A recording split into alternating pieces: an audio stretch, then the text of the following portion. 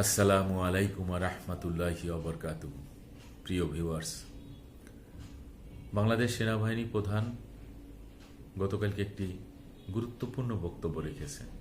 ব্যক্তিগতভাবে আমার কাছে অনেক ভালো লেগেছে, এই জন্যই যে বাংলাদেশের বর্তমান যে আইন শৃঙ্খলার যে পরিস্থিতি এবং ছিনতাই রাহাজানি যেভাবে বেড়েছে, সন্ধ্যার পরে ঘর থেকে বের হওয়া খুবই রিস্কি। এই সব কিছু মিলিয়ে জাতির উদ্দেশ্যে এবং আজকে যারা দেশ পরিচালনা করতেছে সবার উদ্দেশ্যে একটি গুরুত্বপূর্ণ ভূমিকা কিন্তু তিনি রেখেছেন এবং এই ভাষণটি আমরা শুনব তিনি কি বলেছেন।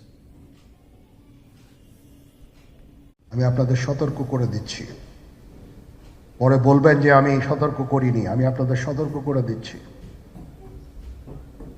আপনারা যদি নিজেদের মধ্যে ভেদাভেদ ভুলে একসাথে কাজ না করতে পারেন, নিজেরা যদি কাদা ছোড়াছুড়ি করেন, মারামারি কাটাকাটি করেন, এই দেশ এবং জাতির স্বাধীনতা সার্বভৌমত্ব বিপন্ন হবে।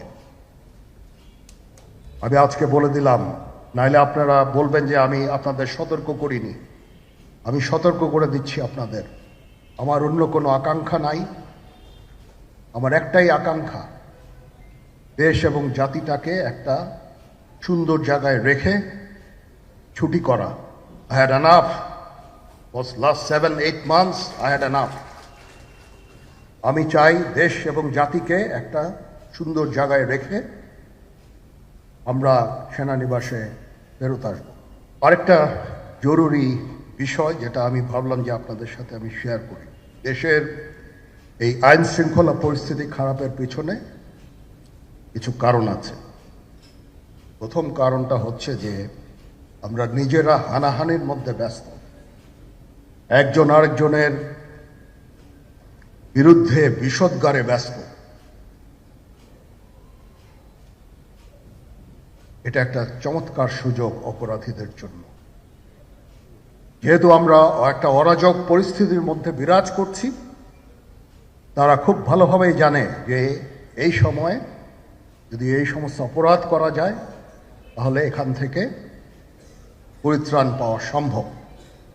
সেই কারণে এই অপরাধগুলো হচ্ছে। আমরা যদি সংগঠিত থাকি, একত্রিত থাকি, তাহলে অবশ্যই এটা সম্মিলিতভাবে মোকাবেলা করা সম্ভব হবে। Police, RAB, BGB, DGFI, NSI এগুলো দেশের জন্য অত্যন্ত গুরুত্বপূর্ণ কাজ করেছে অতীতে। খারাপ কাজের সাথে অসংখ্য ভালো কাজ করেছে। আজকে যে দেশের স্থিতিশীলতা, দেশটাকে যে এত বছর স্থিতিশীল রাখা হয়েছে, এটার কারণ হচ্ছে এই সশস্ত্র বাহিনীর বহু সেনা সদস্য, সিভিলিয়ান সবাই মিলে এই অর্গানাইজেশনগুলোকে, অসামরিক সামরিক সবাই মিলে এই অর্গানাইজেশনগুলোকে এফেক্টিভ রেখেছে। সেই জন্য আজকে সুন্দর, এতদিন ধরে আমরা একটা সুন্দর পরিবেশ পেয়েছি।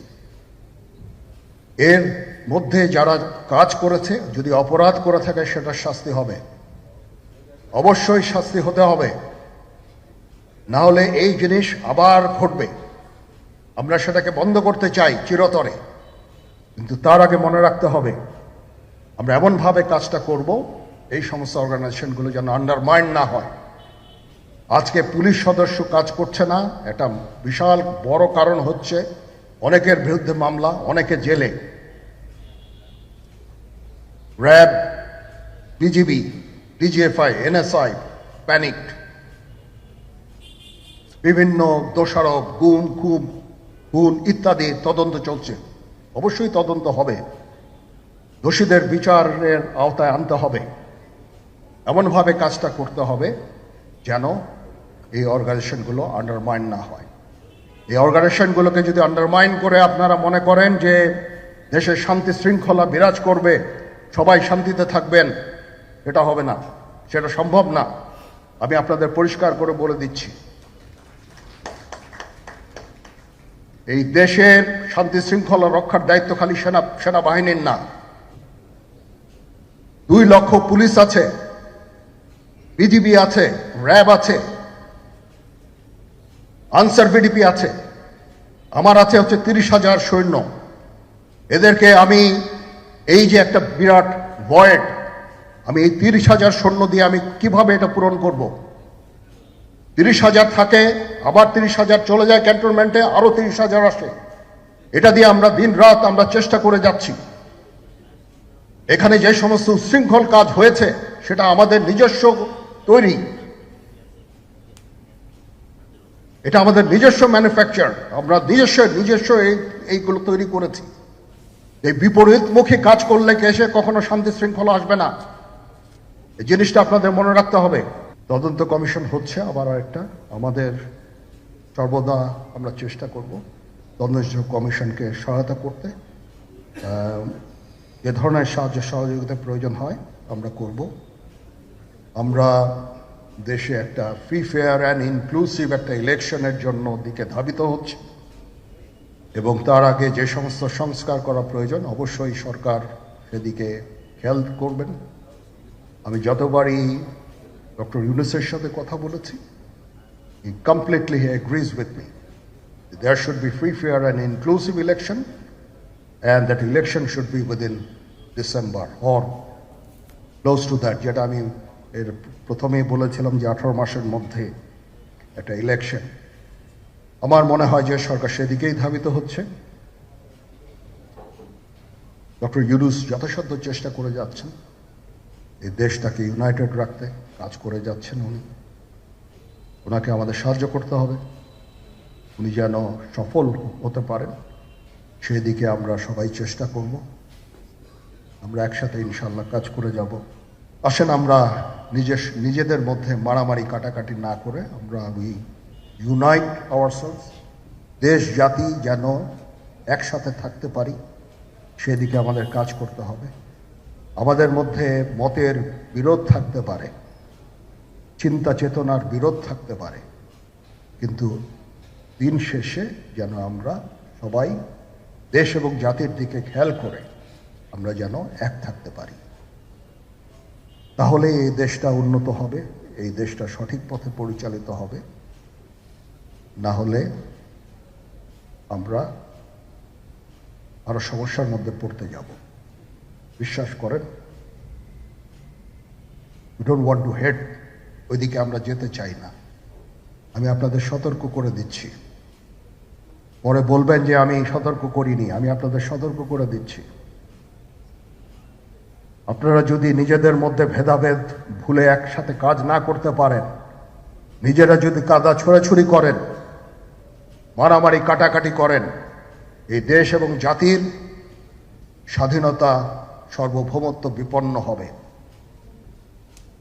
আমি আজকে বলে দিলাম, নাইলে আপনারা বলবেন যে আমি আপনাদের সতর্ক করিনি। আমি সতর্ক করে দিচ্ছি আপনাদের। এই দেশ সুখে শান্তিতে থাকতে চাই, আমরা চাই না হানাহানি কাটাকাটি মারামারি। সেই উদ্দেশ্যে আমি কাজ করে যাচ্ছি, আমরা কাজ করে যাচ্ছি। আমাদের সেনাবাহিনীর প্রতি আক্রমণ করেন না।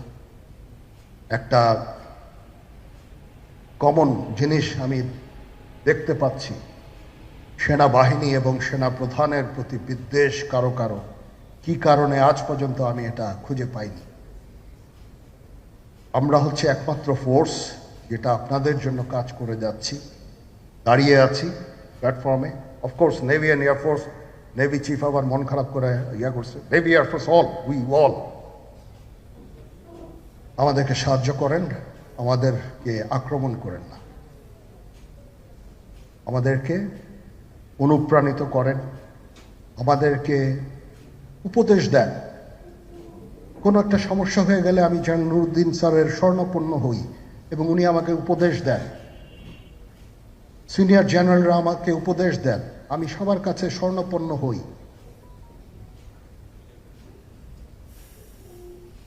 আমাদের প্রতি আক্রমণ করেন না, উপদেশ দেন। আমরা অবশ্যই ভালো উপদেশ গ্রহণ করব। আমরা একসাথে থাকতে চাই এবং দেশ এবং জাতিকে এগিয়ে নিয়ে যেতে চাই।